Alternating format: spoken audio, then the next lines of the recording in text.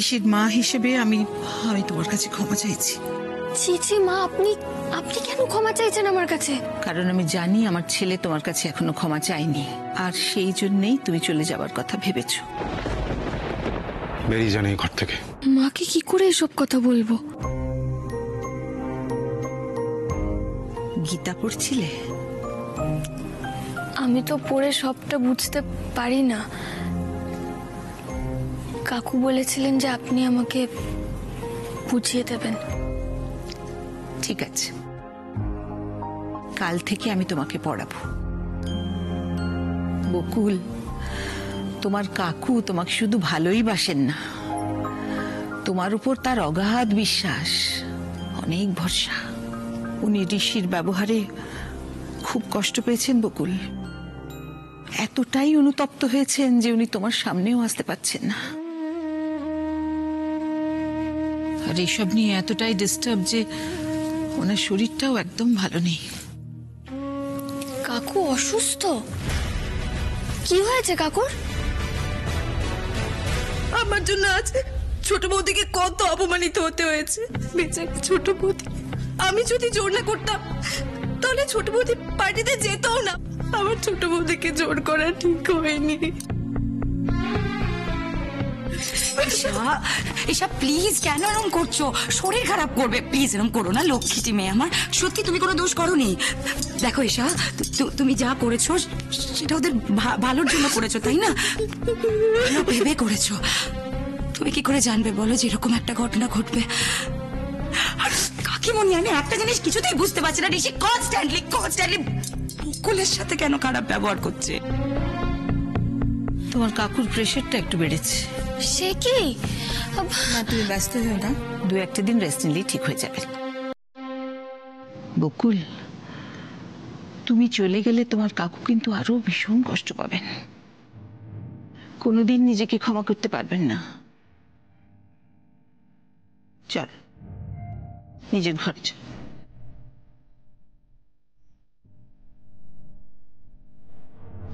কি হলো? চলো। আপনি জান মা, আমি ঠিক আছি। ঠিক আছে মানে? এখানে তুমি সারা রাত এভাবে বসে থাকবে নাকি? মা আসলে আপনি যান না, ঘরে গিয়ে বিশ্রাম নিন, আমি আসছি তো। তোমাকে এভাবে এখানে একা ফেলে রেখে আমি ঘরে চলে যাব? তা কি কখনো হয় বকুল? চলো, তোমাকে ঘরে পৌঁছে দিয়ে তবে আমি ঘুমোতে যাব।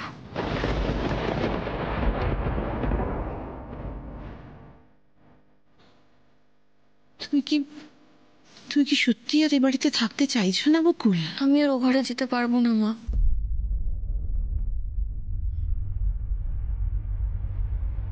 আপনার ছেলে বলেছে আমার সঙ্গে এক ঘরে উনি আর থাকতে পারবেন না, ঘর থেকে বের করে দিয়েছে আমাকে। কি? বকুল আমার নীলকণ্ঠ দিনের পর দিন সংসারের সব বিষ পান করে চলেছে।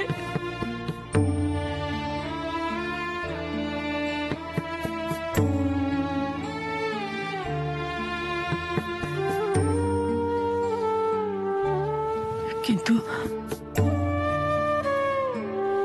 তুমি মায়ের মন অশান্ত হয়েছে মানে সন্তানদের কিছু অমঙ্গল ঘটতে পারে। তোমার 2 সন্তানের মধ্যে কার জীবনে ঝড় আসবে বৌমা? কার জীবনে? ওর কি মাথা খারাপ হয়ে গেছে নাকি? এই কথা বলার সাহস হয় কি করে ওর? কি শুরু করেছে কি ও? এত রাগ, এত জেদ? না না না না, ভীষণ বাড়াবাড়ি শুরু হয়েছে। আমি এখনই ওর সাথে কথা বলবো। মা, আমি বাড়ি ছেড়ে কোথাও যাচ্ছি না। আমি তো কাকুকে কথা দিয়েছি 1 বছর আমি আপনার ছেলের সঙ্গে সঙ্গেই থাকবো। আমি আমার কথার খেলাপ করব না মা। আজ বিকেলে ঋষি বলল 1 বছরের কথা, আর বকুলও সেই 1 বছরের কথাই বলছে। ঘটনাটা কি? আমি সত্যি বুঝতে পারছি না এই সম্পর্কটার পরিণতি কি, কোথায় যাচ্ছে এটা আমি বুঝতে পারছি না।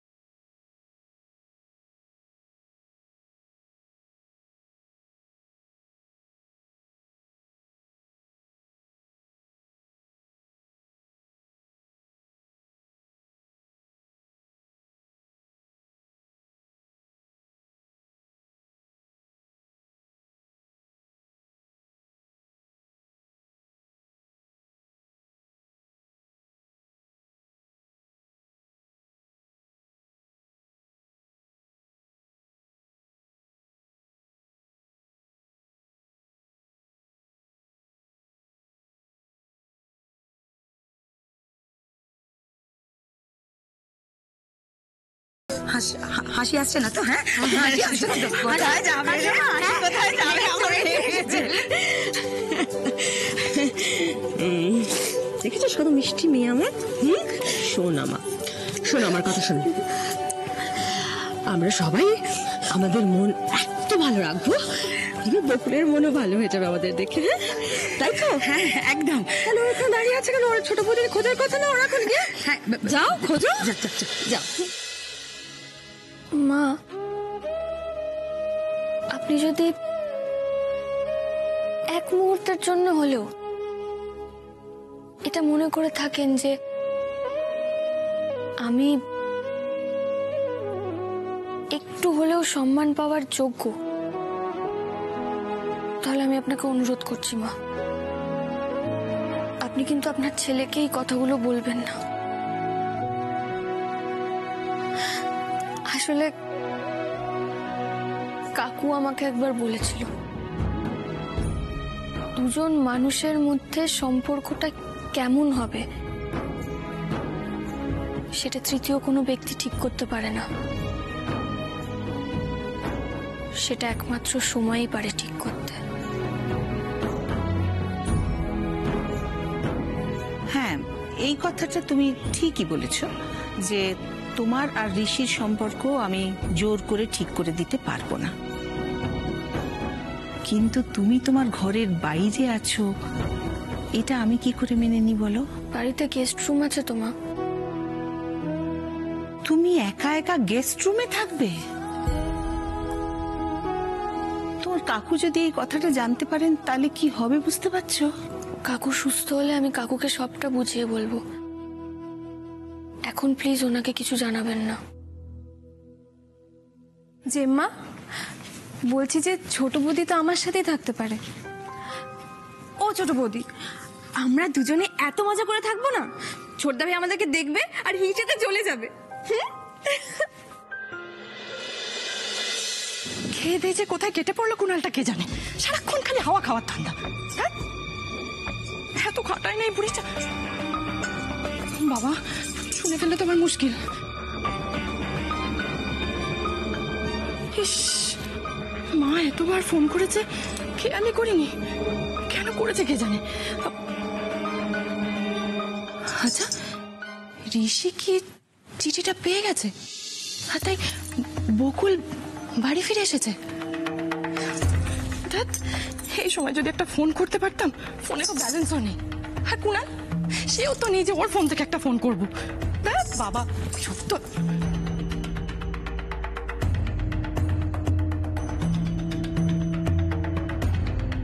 করবো এখান থেকে ফোন, ওই বুড়ি আবার খিটখিট করবে না তো?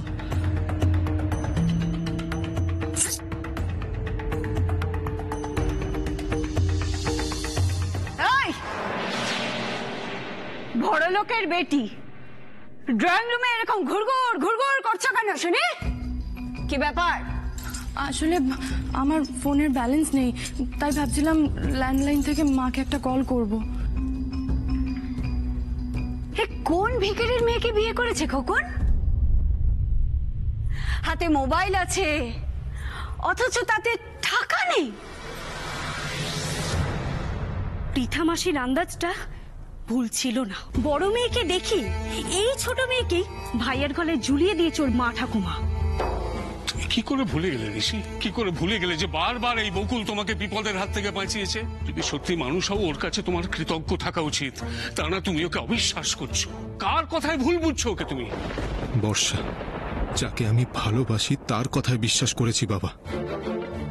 যার প্রতি তুমি আমাকে কৃতজ্ঞ থাকতে বলছো, তার জন্য আরো দুটো জীবন নষ্ট হয়েছে। তাই বকুলকে আমি ক্ষমা করতে পারবো না বাবা।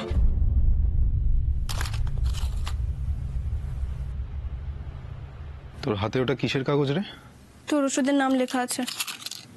দেখি।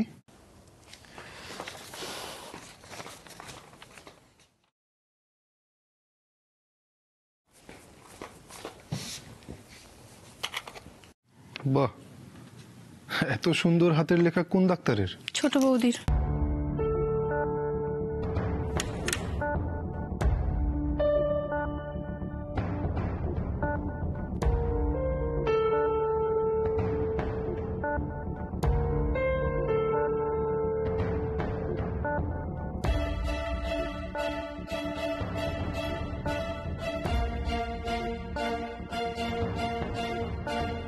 তোর বোধহয় এখন আর কাউকে প্রয়োজন নেই।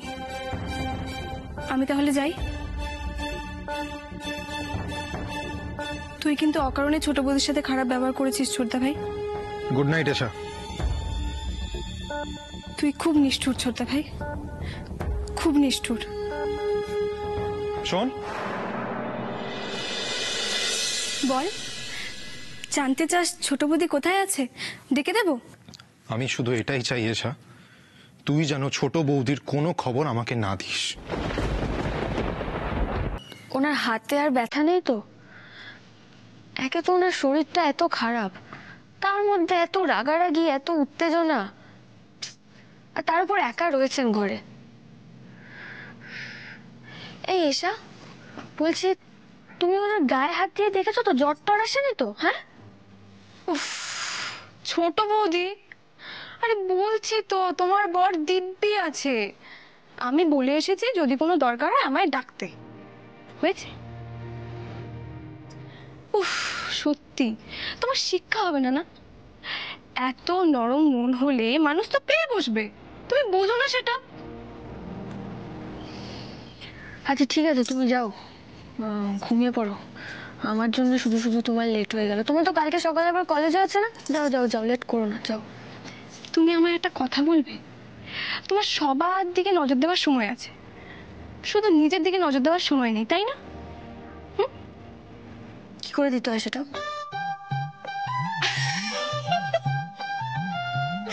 ঠিক আছে, আমি সেটা না হয় তোমাকে পরে বুঝিয়ে বলবো। এখন চলো। আপনি আমাকে ভিখিরি বললেন? বেশ করেছি বলেছি, আবারও বলবো, ভিখিরি না তো কি? হ্যাঁ, আমার বিয়ে নমনম করে হবে? আরে বর্ষা, আমাদের যা সাধ্য আমরা তো তাই করবো নাকি? আমি শ্বশুর বাড়ি থেকে কি জবাব দেবো? সবাই তো বলবে একটা ভিখিরির মেয়েকে বিয়ে করে এনেছে। এই, কান চাপা দিচ্ছ যে? কান খুলে শুনে রাখো। এতই যদি ফোন করার শখ হয়, তাহলে বাপের বাড়ির লোককে বলবে যে তোমার ফোনে টাকা ভরে দিতে। শ্বশুর বাড়ির টাকায় বাপের বাড়ির লোকের কাছে ফোন করে আমাদের নামে নিন্দা করবে? এইসব ঢং এই বাড়িতে চলবে না, বুঝেছ?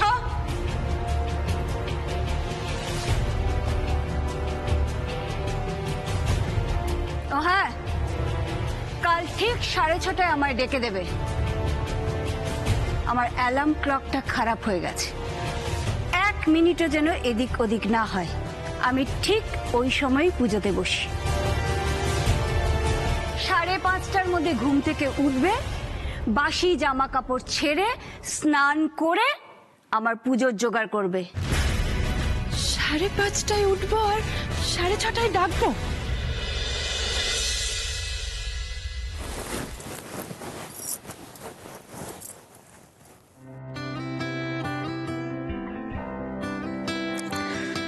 সরি ভিতরম,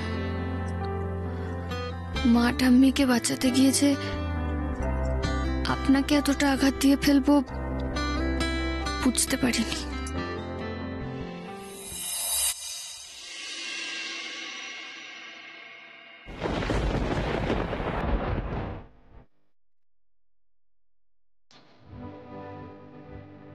বকুল, আপনি চাইলেও কোনোদিনও বর্ষার মতো হতে পারবেন না।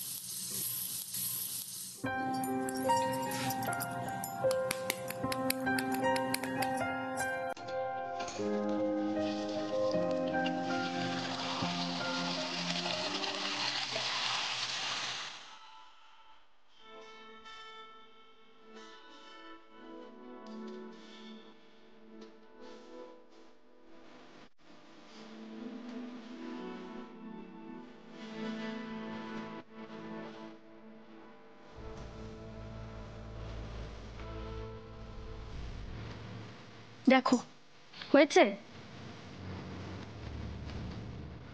ইউ আর গ্রেট ছোট বৌদি, তোমার মতো স্টুডেন্টরা না টিচাররা ভরতে যায়।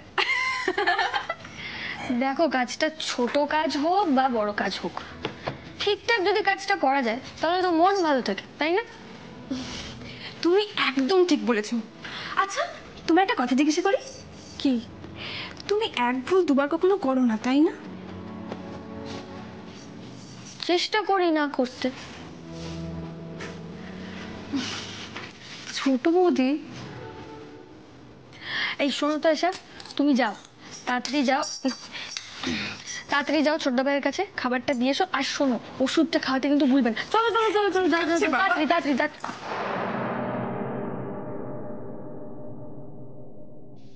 বাবা, তুমি আবার রান্না করে কি করছিলে? এবার নিশ্চয়ই সানি সাইড ডাউন বানাতে এসেছিলে। এই দেখ দি ভাই, একদম পারফেক্ট হয়েছে না? ছোট বৌদি বানিয়েছে সানি সাইড আপ। ছোট্ট ভাইয়ের ফেভারিট। কার এত কিছু হয়ে যাবার পরেও ভাইয়া তোমার হাতের খাবার খাচ্ছে বকুল? আমার তো বিশ্বাসই হচ্ছে না।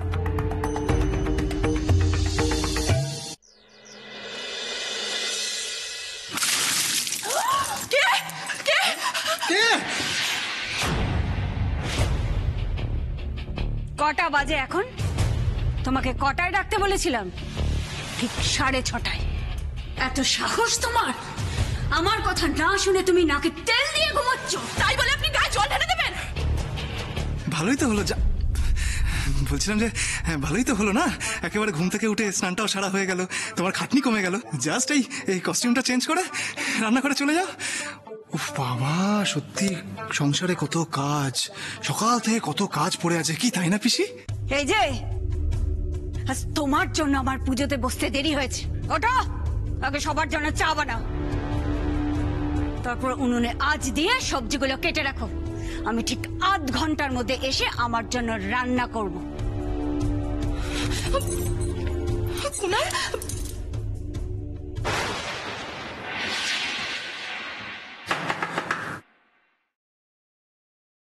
Good morning. দরজায় নক করছিস তুই, ভেতরে ঢুকছিস না? এত ফর্মালিটি কিসের? হ্যাঁ, ভেতরে আয়।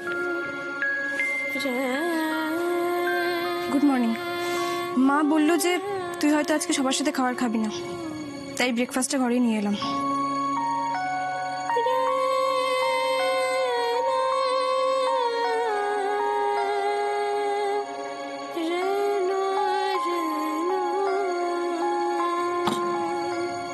খাবারটা এখনই খেয়ে নিলে ভালো হয়, প্লেটটা নিয়ে যেতাম।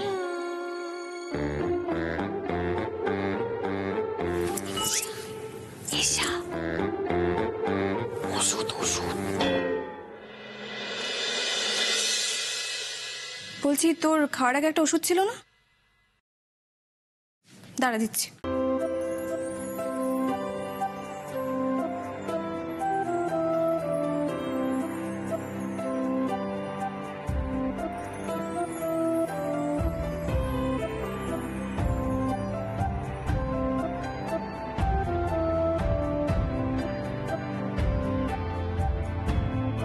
খাবারটা দেখে না মনটা ভরে গেল।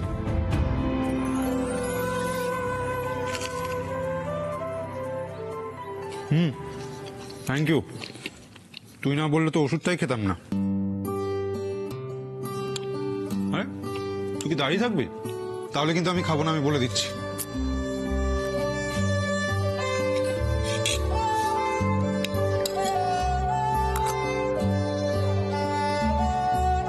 কে বানিয়েছে রে?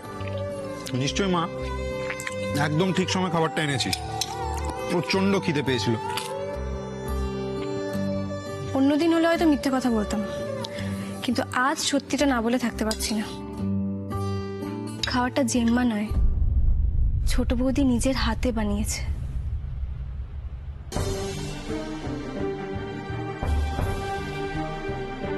ইস, এটা এসে না বললেই তো পারতো। ওনার খাওয়াটা অন্তত নষ্ট হতো না। কি হলো, খেতে খেতে থেমে গেলি যে?